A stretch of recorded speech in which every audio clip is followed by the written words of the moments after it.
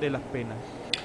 Cuando las gremiales de empresarios y los gobiernos se dieron cuenta del gravísimo error que habían cometido, empezaron a llenarse de una cantidad de reformas, haciendo del Código Procesal Penal principalmente una suerte de Frankenstein monstruoso, con una cantidad de parches y de tapones por todos lados.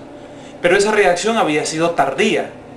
Los jueces, amamantados, alimentados en las escuelas de capacitación respectivas durante muchos años previos a la entrada de vigencia de los códigos, habían empezado a aplicar estas normas, estos principios y garantías constitucionales, y los resultados les habían parecido tan justos y además tan legales, porque estaban establecidos en la misma norma, que contracorriente y aún contra disposiciones expresas emanadas del mismo poder u órgano legislativo, siguieron aplicando normas que ya habían sido derogadas.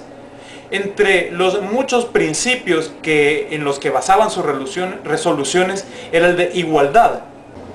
En el caso de la libertad bajo fianza o la sustitución de la detención provisional por otras medidas, hubo reformas en las que se prohibía expresamente otorgar este favor a los procesados en casos muy graves como secuestros, violaciones, robos, extorsiones, la mayor cantidad de los delitos que acosan y agobian a la ciudadanía.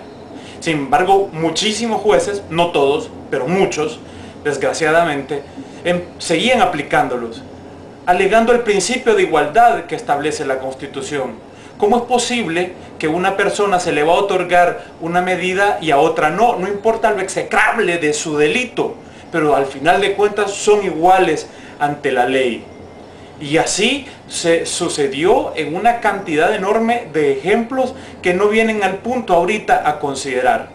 No estoy hablando de corrupción, no estoy hablando de ineptitud y no estoy hablando de miedo, pero todos esos portones, zaguanes, puertas, ventanas que dejó abierta esta legislación, tratando en un buen principio de aplicar la Constitución a las normas secundarias, lo que al final de cuentas permitieron que el inepto hiciera un solo relajo con sus decisiones, que el miedoso, el que sufre presiones, lograra salir legalmente por la tangente y así quedar bien con todo el mundo, con Dios o con el diablo, con el crimen organizado y con la ley.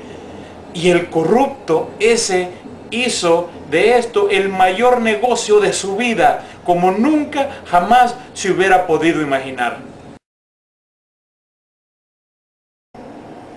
Yo no culparía precisamente a los jueces de estas leyes. Realmente ellos no tuvieron nada que ver. Y los códigos llenos, repletos, pletóricos de buenas intenciones, al final de cuentas nos condujeron a las mismísimas puertas del orco. Yo creo más bien los promotores se enamoraron exageradamente de los principios que alimentaban este nuevo proceso. Por otro lado, el legislativo patinó terriblemente. Sus asesores no tuvieron la fuerza como para hacer ver las nefastas consecuencias de sus aplicaciones. Pero al final de cuentas, en los congresos, en las asambleas legislativas, lo que encontramos son políticos. El órgano ejecutivo falló tremendamente al no tener una institución encargada de estudiar a profundidad esos códigos, de crear alianzas de estudios, además de no haber fortalecido la investigación en la policía y en la fiscalía, que son además parte de esta problemática, porque muchas investigaciones adolecen de una cantidad de vacíos que facilitan todavía más utilizar estas puertas de las que yo he hablado anteriormente. Sin contar también que el Ejecutivo ha fallado en la creación de penitenciarías que no solo sean bodegas para seres humanos, sino que realmente centros de rehabilitación y sobre todo de resocialización, porque cuando una persona esté condenada pierde la sociedad. ¿Qué es lo que también se hubiera podido hacer de parte del órgano poder judicial? Crear foros, crear revistas, crear congresos nacionales seguidos, periódicos, haber abierto la casación, al ver que ésta no cumple con su función al llegar a las últimas instancias para demostrar los errores, los yerros, la corrupción que se está cometiendo en los tribunales inferiores.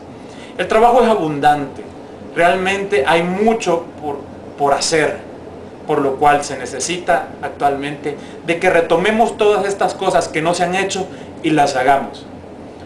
Muchas gracias y nos seguiremos viendo.